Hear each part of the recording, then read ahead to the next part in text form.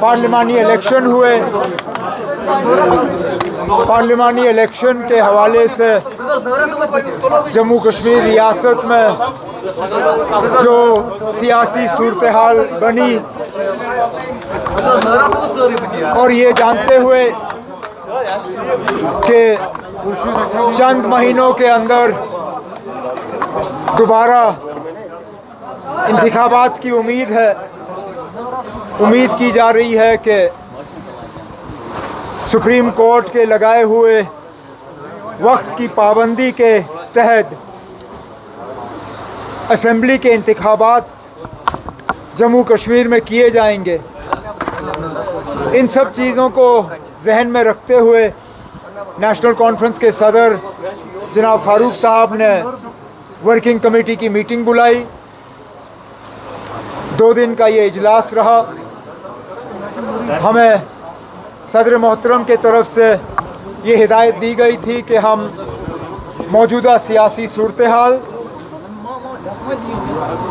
National conference organisation को और ज़्यादा मजबूत करने के तरीके और आने वाले इंतखाबात की तैयारी, इन सब चीज़ों को लेके हम अपनी बात सामने रखें। तमाम जो साथी इस मीटिंग में बुलाए गए थे उन्होंने अपने बातें रखी। मौजूदा हालात के बारे में हर एक नेशनल कॉन्फ्रेंस के वर्किंग कमेटी के जो मेंबर हैं उन्होंने खासकर जो जम्मू कश्मीर में अभी हालात बने हुए हैं उनके बारे में खदशात का इजहार किया, चाहे वो गिरफ्तारियों की बात हो, चाहे वो पकड़ दकड़ का जो सिलसिला चल रहा है उसको लेके हो, चाहे कानून के गलत इस्तेमाल की अगर हम बात करें उसको लेके। रोज़ बरोज़ जो बिजली का निज़ाम बिगड़ता हुआ नज़र आ रहा है उसको लेके लोगों ने बात की।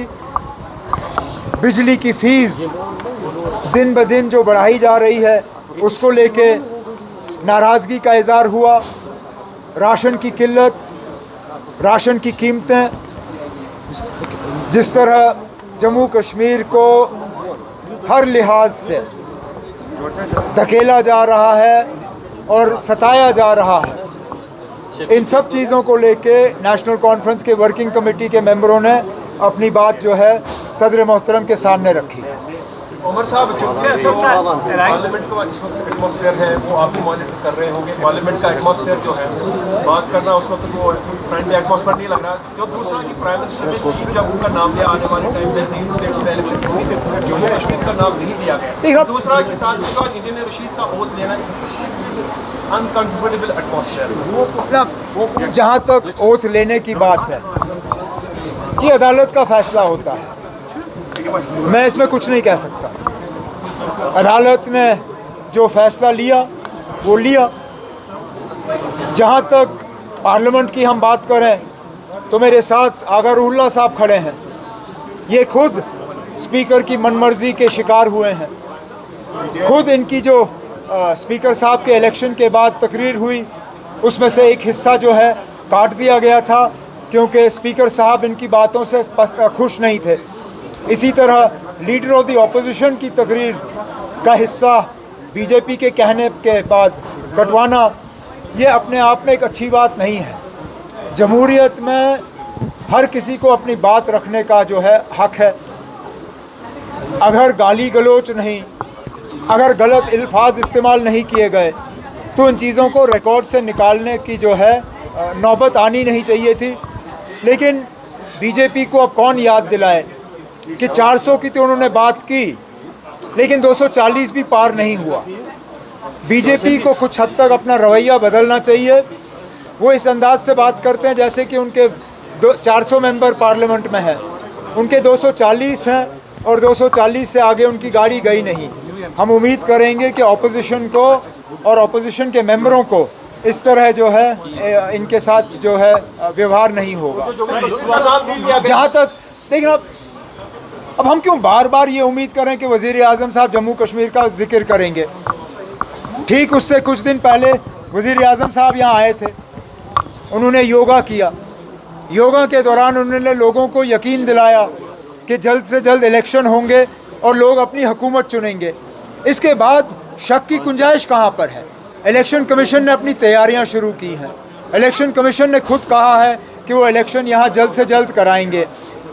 होम मिनिस्टर ऑफ इंडिया ने कहा है कि सुप्रीम कोर्ट के वक्त की लगाई हुई पाबंदी से पहले इलेक्शन का सिलसिला जो है वो मुकम्मल किया जाएगा।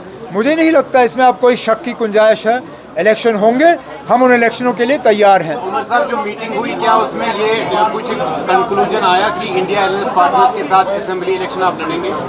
ये बात सदर मोहतरम तक छोड़ दी गई है।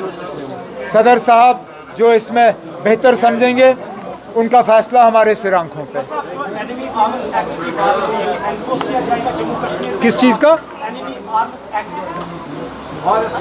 देखना, दिल्ली जो भी फैसला करे, हम तो इंतज़ार कर रहे हैं। यहाँ इलेक्शन होंगे, स्टेटहुड हमें रिस्टोर होगा, उसके बाद जो भी फैसले होंगे हमारे लिए वो हम खुद ले लेंगे।